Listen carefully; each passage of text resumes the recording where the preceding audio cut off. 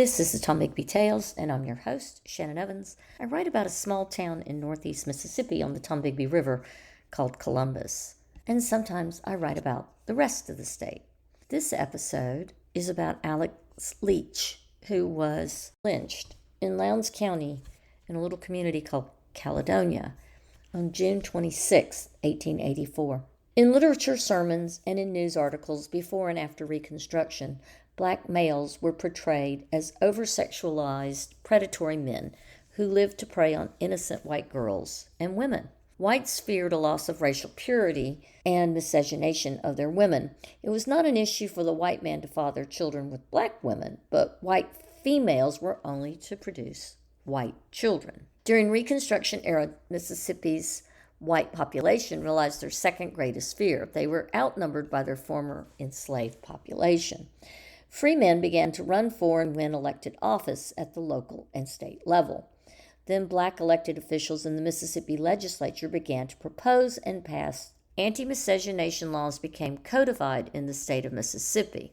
One such law read, any person guilty of printing, publishing, or circulating matter urging or presenting arguments in favor of social equality or of intermarriage between whites and Negroes shall be guilty of a misdemeanor. This law and others were instituted to not only sanction miscegenation, but to end any radical idea of social equality by blacks. The 1870s saw the rise of social control by whites via Jim Crow laws. The battle cry of race purity and race degeneracy rang from not just political podiums, but also from the white pulpits of the South. Mississippi Democrats passed a law in 1876 prohibiting interracial marriage and deemed any child 1/8 Negro as colored for segregation purposes. This led to all southern states adopting their own anti-intermarriage codes. In the South, identity was connected to sexual and racial paranoia and the belief that people of color were inferior to whites. Therefore, racial purity was paramount to the continued success of society, and so Southern white men were duty-bound to be the protectors of sexual morality and would mete out swift justice to any black male who posed a threat.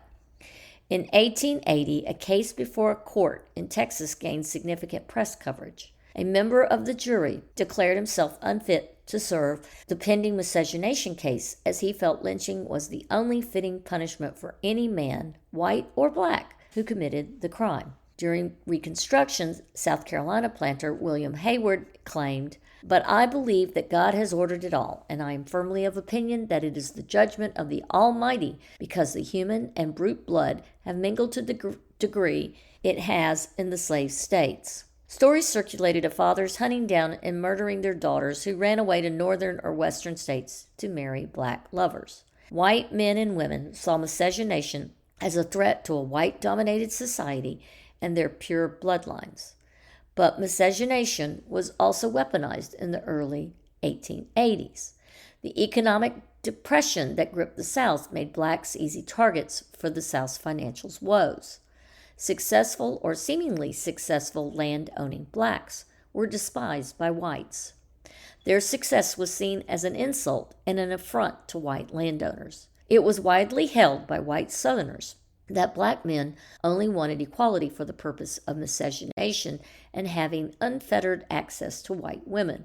Because of this environment, more than one black man in Mississippi was unfairly targeted as a racist or sexual predator in order to disenfranchise him and take his land. It is this environment of hate and fear of early post-Reconstruction era in Lowndes County where Aleck Leach is lynched in Caledonia in 1884. Leach, a 38-year-old land-owning farmer, allegedly had made disparaging remarks about more than one white woman. Leach was taken by a group of white men and summarily lynched. His body was then riddled with bullets. Little is known about Leach, and the paper trail is almost non-existent. There is an Aleck Leach in the 1880 census listed as born about 1847. He is age 33 in 1880, and his wife, Martha, is listed as age 45. Alex is listed as a farmer in Caledonia and his wife as a cook. They are both listed as illiterate. There are no children listed in the home. after the 1880 census. There's no evidence of his wife in local census collections after his death. No record is found of his burial except that the county board of supervisors paid an undertaker $2.50 for his pine box and burial. The location of the burial is not recorded in the supervisor book of that year. Not much is written about the details surrounding the event. However, the story was covered around the country through July of 1884 as a short snippet of a 1 to 2 sensationalized sentences. Near Caledonia, Mississippi, a few days ago, Aleck Leach, colored, was hanged by a body of lynchers and his body riddled with bullets. Leach had made disparaging remarks about several respectable white ladies. Boulevard Bulletin, Boulevard, Tennessee, 10 July, 1884.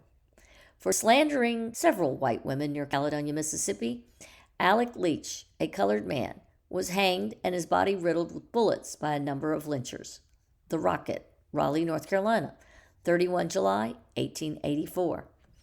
Leach's lynching was covered as far north as the Rutland Daily Herald in Rutland, Vermont, Altoona Times in Altoona, Pennsylvania, the Courier News in Bridgewater, New Jersey, and the Buffalo Commercial in Buffalo, New York. In the Midwest by papers like the Herald and Review of Decatur, Illinois, the Evening Tribune of Lawrence, Kansas, and the St. Louis Globe-Democrat in St. Louis, Missouri. It was surprisingly not as widely covered in the southern states. It was covered by the Livingston Journal in Livingston, Alabama, the St. Landry Democrat in Opelousas, Louisiana, the Rocket in Rockingham, North Carolina, the Boulevard Bulletin in Boulevard, Tennessee, and the Carolina Mountaineer in Morgantown, North Carolina. In Mississippi, there were only a few mentions: the Grenada Sentinel of Grenada, Mississippi, and the Magnolia Gazette of Magnolia, Mississippi. It's interesting to note that no mention can be found in the Lowndes County newspapers of that time. We don't know what happened to Aleck Leach. His burial site is, to this day, not recorded in Find a Grave or any other places that we can find. It's certainly not in any news articles. If anyone knows where Aleck Leach is buried, I would love to know. And if there are any descendants or relatives still living who can trace their lineage back to Aleck Leach and his family, I'd love to hear from you. Until next time.